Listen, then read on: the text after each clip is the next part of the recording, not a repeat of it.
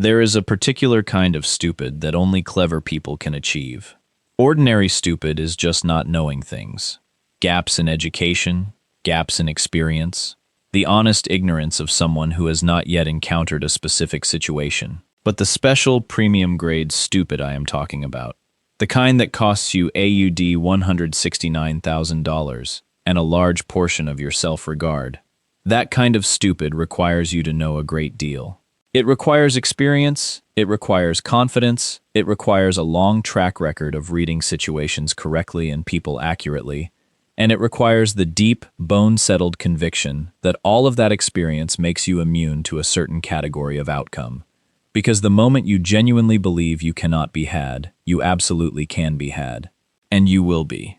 And the only thing left to do afterward is sit in a lawyer's office in Pattaya, being told the precise legal mechanism by which it was done to you, and try to find it funny, because the alternative involves feelings I am not especially interested in having.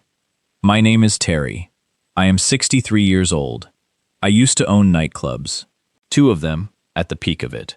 One in Fortitude Valley in Brisbane, one on the Gold Coast, both running well, both profitable, both requiring the very specific skill set of someone who can manage large amounts of cash, difficult staff, difficult customers, unpredictable suppliers, licensing authorities, and the general ecosystem of the late-night entertainment industry, at the level where things get genuinely interesting. I ran those clubs for 22 years. I had seen scams from every direction it is possible for a scam to come from. I caught a head bartender skimming over a period of 8 months by cross-referencing the pour data against the till receipts. I spotted a fake ID operation being run by 2 of my own door staff and dismantled it before it became my licensing problem. I navigated a protection situation in the valley in 2007 that the police were too stretched to prioritize, and that I resolved through a combination of legal advice and a very direct conversation at 2 in the morning with people I will not describe in further detail.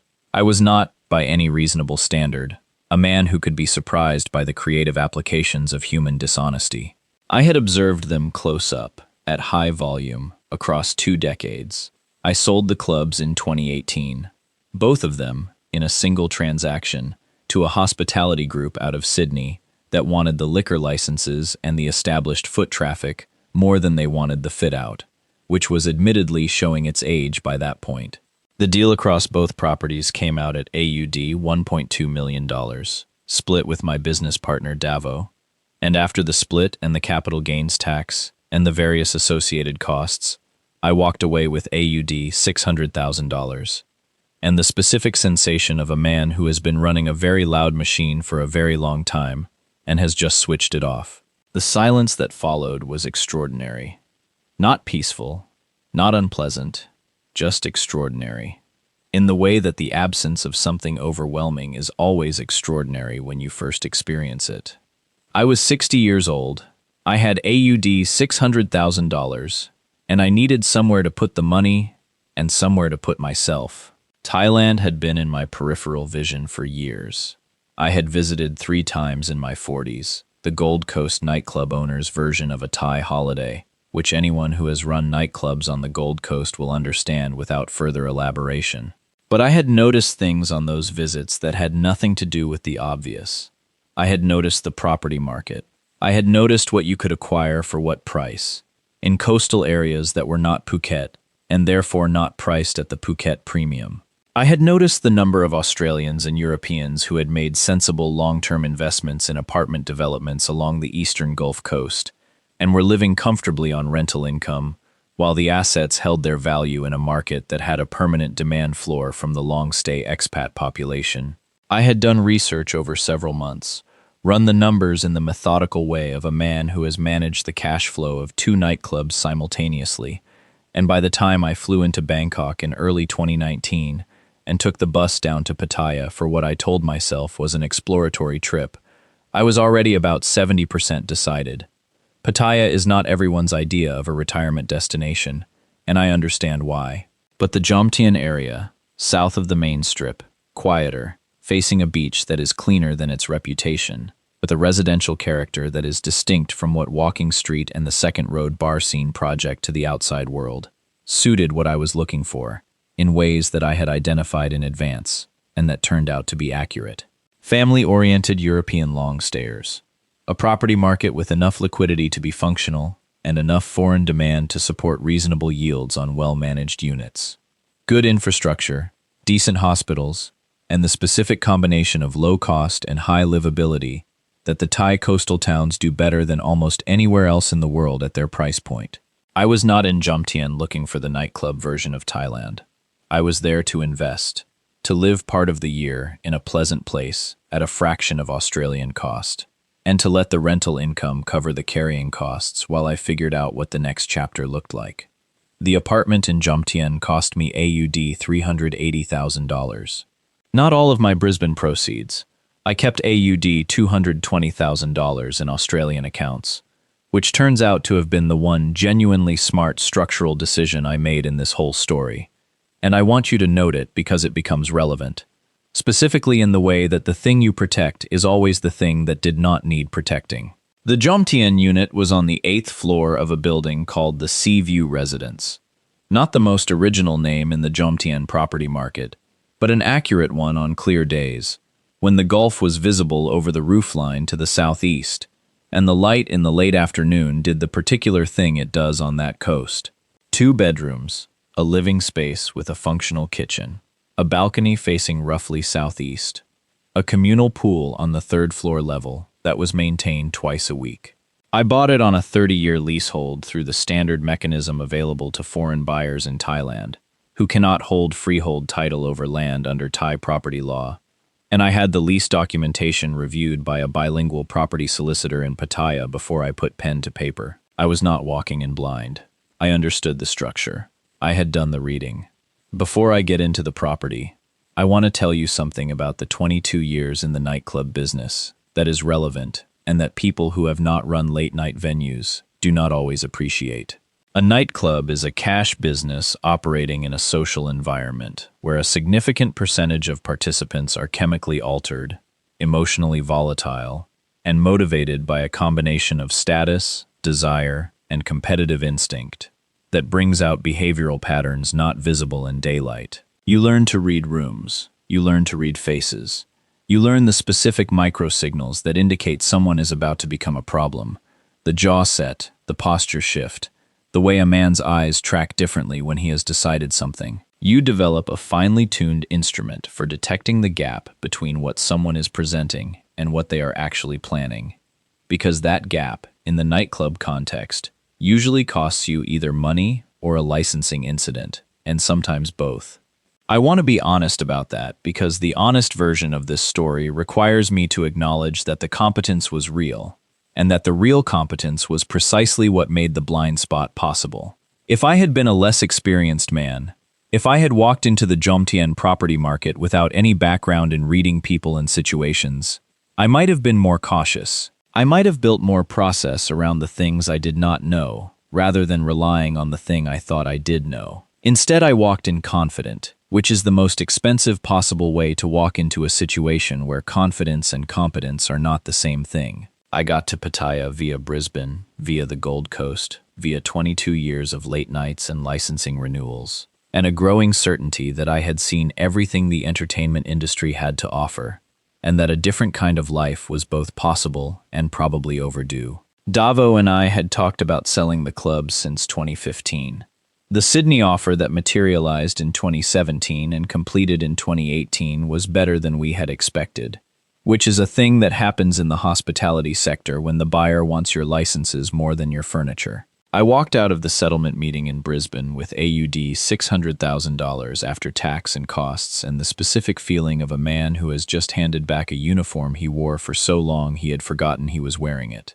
Thailand was the obvious answer to the question of what came next, for reasons I had been accumulating over several visits, and that were less romantic and more financial than the ones you usually hear from men who retire to Southeast Asia at 60. I had run a business. I understood assets, cash flow, yield, and the difference between a property that generates income and one that simply costs you the privilege of owning it. What the Jomtien market offered, when I ran the numbers properly, was a yield-generating asset in a market with a permanent demand floor, at a price point that would have bought me half a studio apartment in the Sydney suburbs. The lifestyle value of spending 5 months a year there myself reduced the effective carrying cost further. It was a sensible investment decision. I made it with my eyes open. The property management side was where Goy came in. Jomtien in 2019 had a functioning short-stay and medium-stay rental market. Quieter, more European, less transient than the accommodation market closer to the main Pattaya strips. A well-presented 2-bedroom unit on the 8th floor of a clean building, managed and listed correctly, could generate between 35,000 and 50,000 baht per month across a mix of short stays and longer monthly bookings, which at the 2019 exchange rate translated to roughly AUD $1,500 to $2,100. Not spectacular returns on $380,000, but combined with the lifestyle value of using the apartment myself for 4 or 5 months annually, the numbers made reasonable sense as a long-term hold. Goy worked for the property management firm that the building developer had a referral arrangement with. She handled listings, guest coordination, cleaning scheduling, maintenance requests, and monthly income reporting. She was 29, professional in the industry-specific English that the Jomtien rental market requires, given that most of its landlords are Farang who cannot negotiate in Thai, and she knew that particular micro-market with the precise local knowledge that comes from 4 years of working it daily. She knew which buildings had elevator reliability problems, and which had good building managers, and which units had noise issues from the road below, and which floors got the breeze. She was, professionally speaking, exactly what I needed. We became more than professionally acquainted in my 2nd month at the Jomtien apartment. I am going to handle this part with the same economy of description I would use if someone asked me to explain how a nightclub in Fortitude Valley makes its money. The answer is not complicated, but it is not especially improved by extended elaboration in polite company. She was 29. I was 61. It was Pattaya. I had run 2 nightclubs for 22 years, and I had a realistic and unsentimental view of the world and of my position in it. What I also had, and this is the relevant part, was the absolute, completely confident conviction that my realism and my experience meant I could not be played, that I was the man in the room who had seen it all before, and who therefore had a natural immunity to the specific kind of situation that caught other, less experienced men off guard. This conviction was, to be clear, completely correct about everything, except the one thing that mattered. By October 2019, Goy was spending most nights at the apartment. By December, she had effectively moved in the practical sense of having more belongings there than anywhere else, and using the address for various administrative purposes. I told myself this was convenient. She was managing the property anyway. Her physical presence was operationally useful for the rental coordination and the maintenance oversight, and the arrangement delivered the same service as a formal management contract at a significantly lower cost. Naturally. Of course it was convenient. I am sure it was very convenient for both of us, in slightly different ways. There were things I noticed in those months that I filed under acceptable variance and did not examine further. Goy's brother came to the apartment twice in late 2019, a man in his mid-30s with the specific quality of someone who was comfortable moving money around and less comfortable with direct eye contact. He and Goy spoke fast, in the Thai that I could not follow, and both times she translated the visit afterward as her brother stopping by to say hello. He did not strike me as someone who made social calls. He struck me as someone who was assessing something.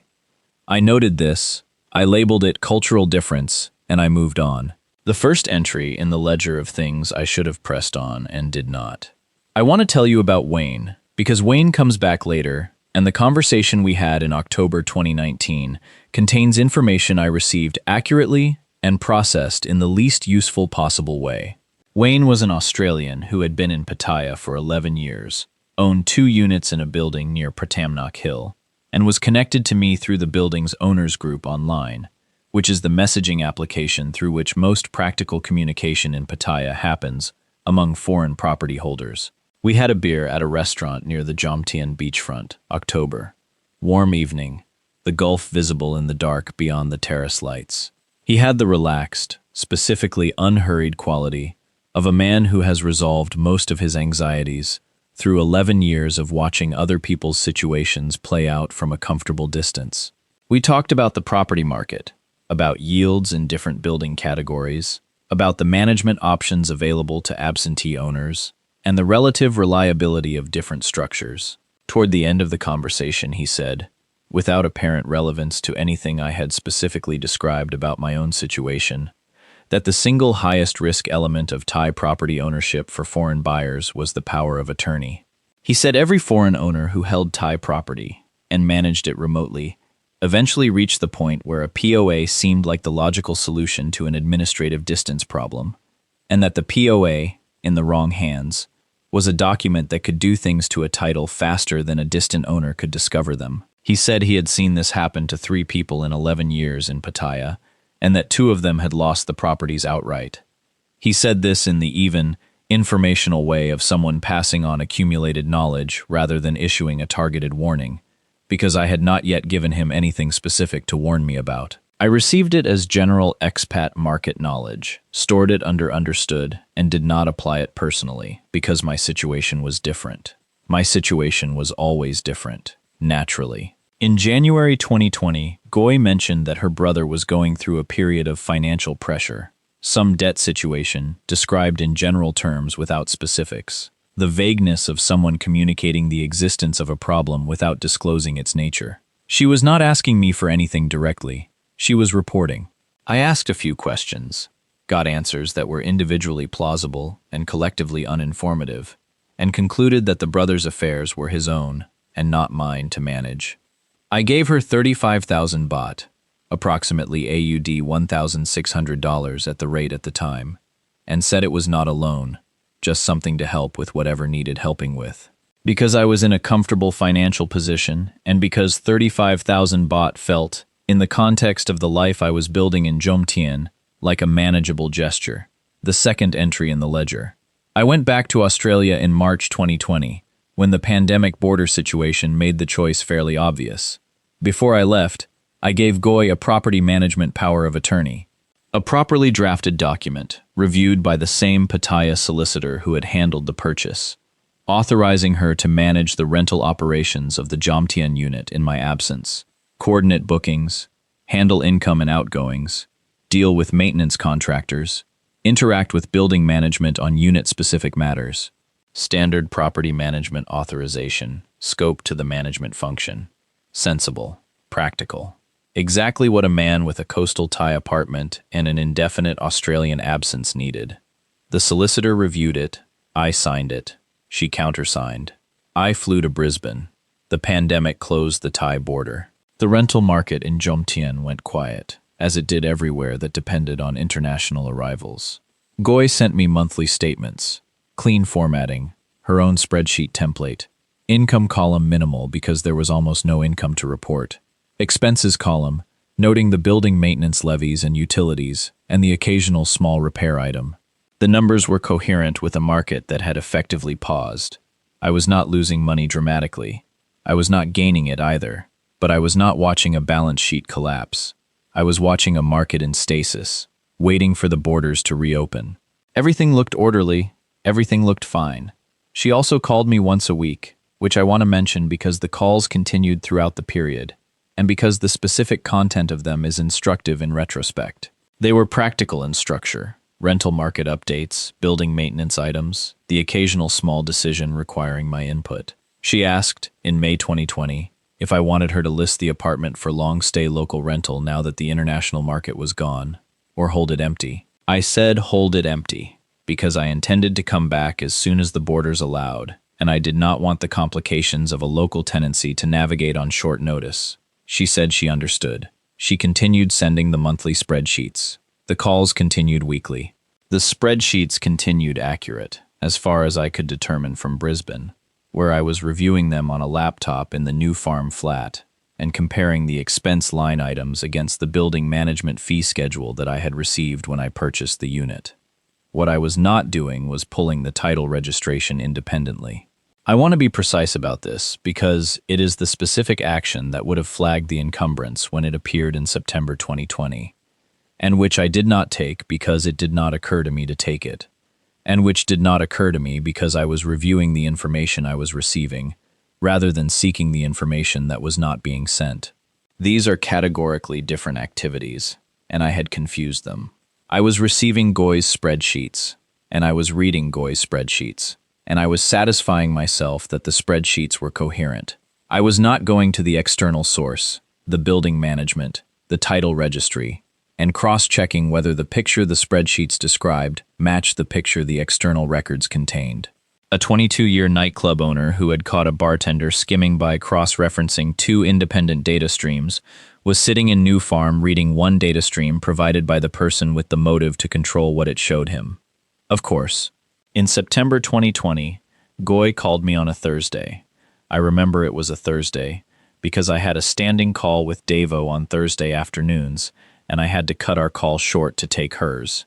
And she mentioned, in passing, and with the slightly preoccupied manner of someone reporting a detail that was not especially significant, that the building management company had sent a notice about some routine title administrative process that she needed to handle on my behalf, and that she would be visiting the land office in Pattaya to file the relevant paperwork that week. I said fine. She said she would send me confirmation when it was done.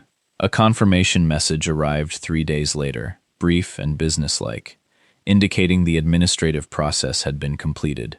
I read it and did not follow up. What had been completed at the land office that week was the registration of a 3.2 million baht encumbrance against my leasehold title, secured in favor of a private lending entity that had paid out that amount to Goy's brother against the collateral of my apartment. The supplementary documentation that enabled this registration included a signature bearing my name that was, as the document examiner Kuhn Prasert later retained would confirm, not my signature. It was a studied reproduction of my signature from the lease documents and the management agreements that Goy had held since I bought the unit. Good enough to pass a routine review at the land office.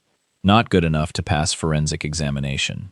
The gap between those two standards was 14 months, during which time the loan interest compounded, and I sat in New Farm receiving weekly calls and monthly spreadsheets, and feeling, on balance, reasonably satisfied with my property management arrangement. I did not discover any of this for 14 months. Specifically, a loan of 3.2 million baht, taken against the leasehold title of my apartment in September 2020, 6 months into my Australian absence, issued by a private lending entity operating in the informal end of the Pattaya financial market.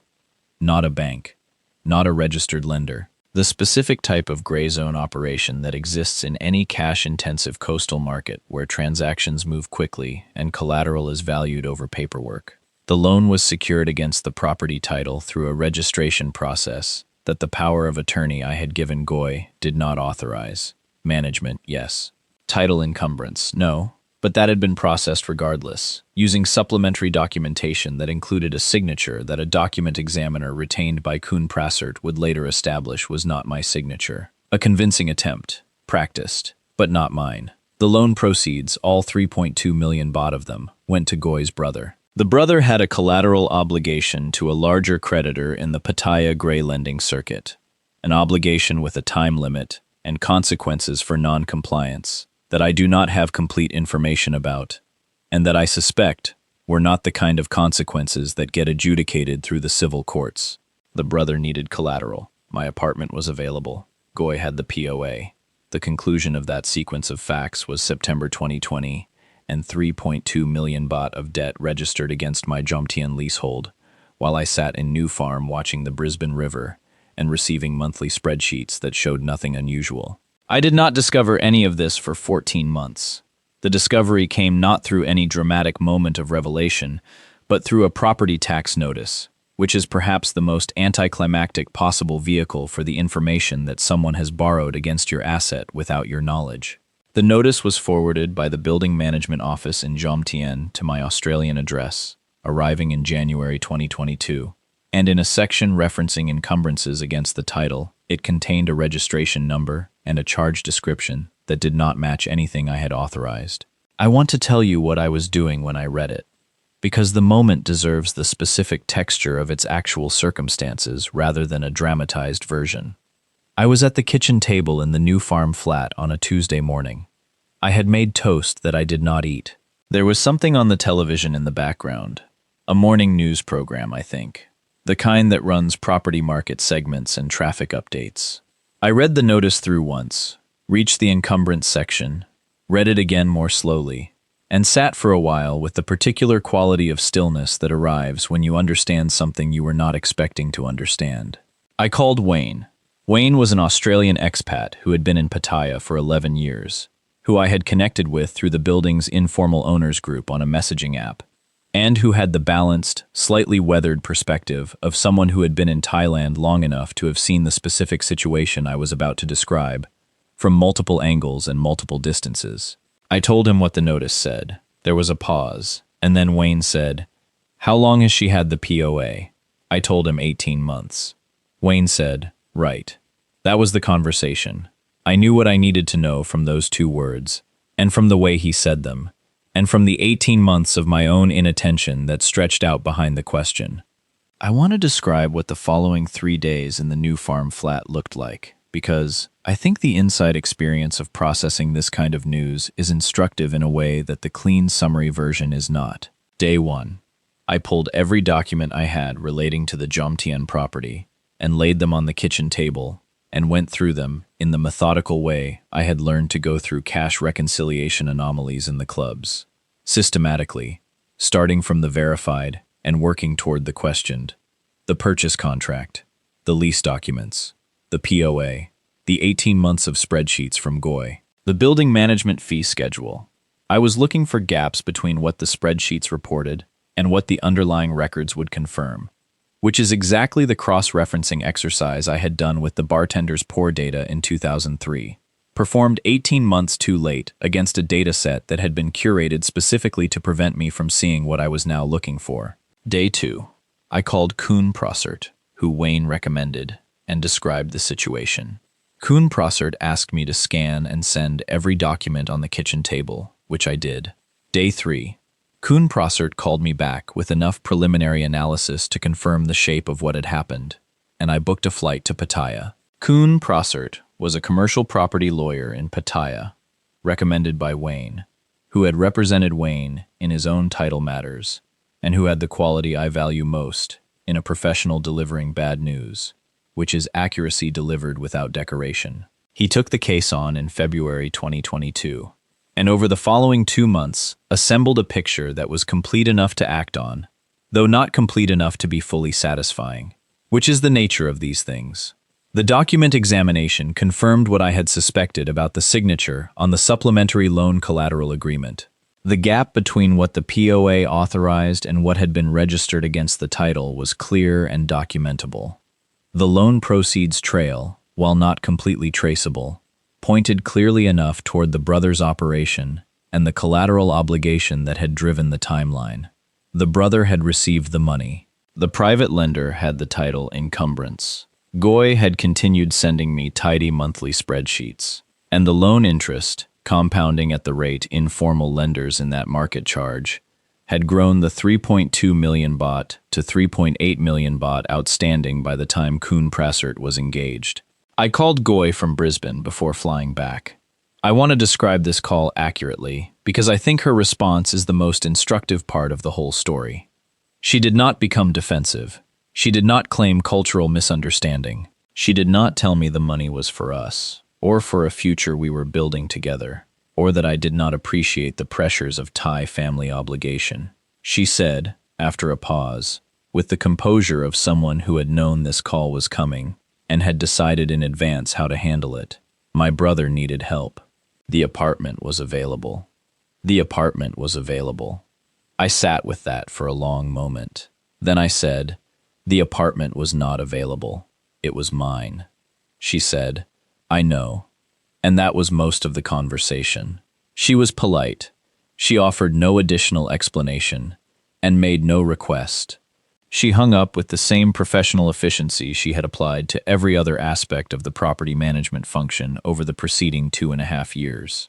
I put the phone down and looked at the Brisbane River from the new farm flat and thought, give her credit, she is consistent. The options Koen Prossert laid out were 3, and none of them were good, which is the nature of options arrived at after the fact. First, Pay out the loan, 3.8 million baht outstanding plus his fees and the associated legal and documentation costs, and recover the clean title. Second, pursue Goy through civil and criminal proceedings, which would be slow, expensive, and uncertain in its recovery outcome, given that the money had moved through the brothers' operation and into a payment structure that was not easily attachable. Third, sell the apartment with the encumbrance disclosed, at a discount that Kuhn Prasert estimated at between AUD $80,000 and $100,000 on the sale price, plus costs. I spent 2 weeks going through these with Kuhn Prasert in his office on Pattaya 2nd Road and on the phone with Davo in Sydney, who was characteristically and correctly pessimistic about options 2 and 3, and who managed not to say "I told you so" for approximately 46 hours, before saying it in the specific way that only a man who has known you for 25 years can say it. I paid out the loan, total cost including all legal and registration fees, AUD $169,000. The title is clean. I still own the apartment. Kuhn Prasert has a copy of the new encumbrance-free title registration on file. The apartment is managed now by a company with no personal connection to me or to anyone I know socially, and their monthly statements go to my Brisbane accountant, who cross-references the income figures against the building management records independently, and who calls me if anything does not reconcile. This costs an additional fee that I pay without complaint every month, which is a sentence I would not have been able to say before any of this happened. Wayne took me to dinner at a seafood restaurant near the Jomtien beachfront on my last evening in Pattaya, before flying home after the title was cleared. Good fish, cold beer, the Gulf of Thailand doing its thing in the dark beyond the terrace. He said, "You got off lighter than most." I said I knew. He said, "The POA is always the thing." I said I knew that too. He said, "No, you didn't. If you had, you wouldn't have given it to her." He was right. He usually is. It is one of his less charming qualities. Here is what I know now that I did not know when I handed over that document in March 2020. And I want to be specific, because specific is the only useful version of this.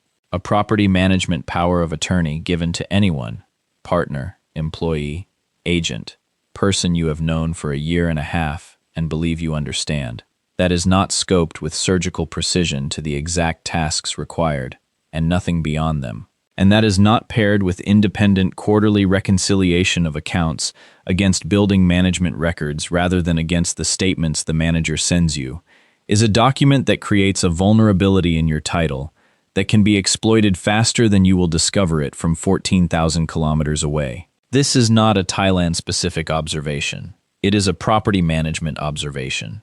It applies in Spain, in Portugal, in Cyprus, in any market where foreign buyers hold assets managed by local agents at distance. Thailand happens to have a gray zone informal lending market that makes the collateral exploitation of an encumbered title faster and more opaque than some other markets. That is a local specificity. The underlying vulnerability is universal. The specific thing you need to do if you hold Thai property remotely, and I want to say this plainly because I have heard various versions of the general warning and found the general version unhelpful, is to arrange a quarterly title status confirmation from the land office, conducted by a lawyer or registered agent you have engaged independently, completely separate from whoever manages the property. The land office record shows every registered encumbrance against your title. It shows mortgages, charges, liens, any instrument that has been registered against the leasehold or freehold. It is a public record. It can be pulled for a fee that is trivial relative to what you are protecting. I do not know why this is not standard practice among foreign property holders in Thailand, except that it requires you to seek information from a source other than the person you trust. And people who trust someone find it counterintuitive to seek information about that person's management from external sources. This counterintuitiveness is precisely what makes the gap exploitable. The second thing I know now is that a power of attorney for property management should explicitly limit the authorized scope to exclude any capacity to encumber, mortgage, charge, or otherwise use the title as collateral for any obligation. This limitation is not a standard element of a generic property management POA template. It needs to be specified. It costs 30 minutes of a bilingual property lawyer's time to include. I know this because Kuhn Prasert included it in the new management arrangements, and when I asked why the original solicitor had not done so, the answer was that I had asked for a general property management authorization and received exactly that.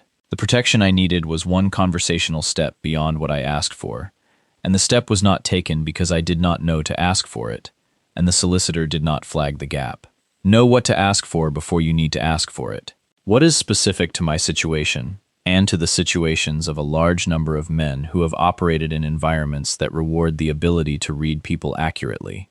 Nightclubs, sales floors, trading operations, anywhere that builds sharp instinct for detecting gaps between presentation and intention, is the particular expensive version of arrogance that comes with real competence. The belief that you can read people means you stop applying systematic process to the things that process protects. I spotted the bartender skimming in 2003 because I cross-referenced two independent data sources against each other. In 2020, I had one data source, Goy's spreadsheets, and I reviewed it against itself, which is how you confirm that a spreadsheet is internally consistent, rather than how you confirm whether it reflects reality. A man who knew how to catch fraud by seeking independent verification stopped seeking independent verification because he was confident his read on the person was reliable. That is not competence. That is what competence looks like when it gets comfortable. There is one more thing I want to say, about the Pattaya specifically, because I think it is the thing people who have not been there misunderstand when they hear a story like this. The place is not a trap. The place is a place. Jomtien is a functional, livable, genuinely pleasant part of the Thai coast, with a real residential community, good infrastructure, reasonable property values, and an expat network of people who are largely living normal, sensible, quietly enjoyable lives with no drama attached. The property investment model, executed with the processes I now have in place, makes financial sense. None of what happened to me required Thailand to be the particular version of Thailand that gets written about online, the version that exists to catch naive men. It required me to be overconfident and underprocessed, which are characteristics I brought with me from Brisbane, and which would have produced a similar outcome in any market where I held an asset managed at distance without adequate independent oversight. I am in Jomtien now, actually. Still. The apartment. The management company sends statements on the first of every month that my accountant reviews before I do, and then I review them anyway, line by line, with the diligence of a recently educated man. Kuhn Prasert's office pulls the title registry status on the last working day of every third month and sends me confirmation. The pool is still clean twice a week. The sea view is still better in the dry season than the wet. The fish at the restaurant near the beachfront where Wayne and I had dinner in June 2022 remains genuinely excellent, and I have been back 4 times since, which is either equanimity or stubbornness, and I am honestly not sure the distinction matters at 63. Goy, from what I have heard through the Jomtien property network, is working in rental management in a different part of the coast. Apparently she is very good. I believe this completely. She was always very good at the job. The apartment was available, she said. 22 years in the nightclub business. 2 clubs, 100 staff. Every angle I thought I had ever seen. Of course it was. There is something I want to add that I have not seen covered adequately in the various accounts of this kind of situation that I have read since my own, and that I think is genuinely useful for anyone holding property in Thailand remotely or considering doing so. The informal lending market in the Pattaya area, and I am using Pattaya specifically because that is my experience, though I understand similar structures exist along the southern coast and in other tourist-dependent property markets in the country, operates with a speed and opacity that the formal banking system does not. A private lender can disperse funds against collateral and have that collateral registered against a title within days of the decision being made, through a registration process at the local land office that requires documentation and fees, but not the verification timeline or the borrower notification processes that a formal bank loan would involve. This is not a feature of the Thai system specifically designed to facilitate fraud. It is a feature of a fast-moving informal credit market that has legitimate uses for people operating within it. The relevant fact for a foreign property owner is that it means a title encumbrance can appear against your asset and be fully registered before you have any indication it is being considered, let alone completed. The lag between the action and your discovery of the action can be months. In my case, it was 14. The interest compounding during that lag is entirely real and entirely your problem. The practical implication of this is that the quarterly title check I described earlier is not simply a best practice for cautious people. It is the minimum viable monitoring for anyone holding Thai property remotely. Without it, you are relying on your property manager's statements as your only window onto your asset's title status, which is precisely the window that a property manager with an interest in concealing a title encumbrance will manage. These two things, relying on the manager's statements and the manager having a concealment interest, are mutually reinforcing in the worst possible way. The external check is the circuit breaker. It exists. It is accessible. It costs very little relative to the asset it protects. Use it. The last observation is one that I find both obvious in retrospect and genuinely easy to miss in the moment, which is the combination that does the most damage. The property management relationship in Thailand, for a foreign owner, feels like a professional relationship. And it is a professional relationship, with professional obligations and professional accountability. But the enforceability of those professional obligations for a foreign holder of a Thai leasehold is limited by the same factors that limit your ability to independently monitor the relationship: language, distance, legal system familiarity, the cost and complexity of formal proceedings. The professional relationship feels more protective than it is. The informal relationship, the personal connection that develops naturally when you are spending months at a time in an apartment managed by the same person, in a city where social and professional lines blur in the specific way they do in Pattaya, reduces your psychological distance from the professional arrangement in ways that make scrutiny feel like suspicion. This is the final mechanism. Not the POA, not the informal lending market, not the distance. The reduction of scrutiny through comfort. Guard against it specifically.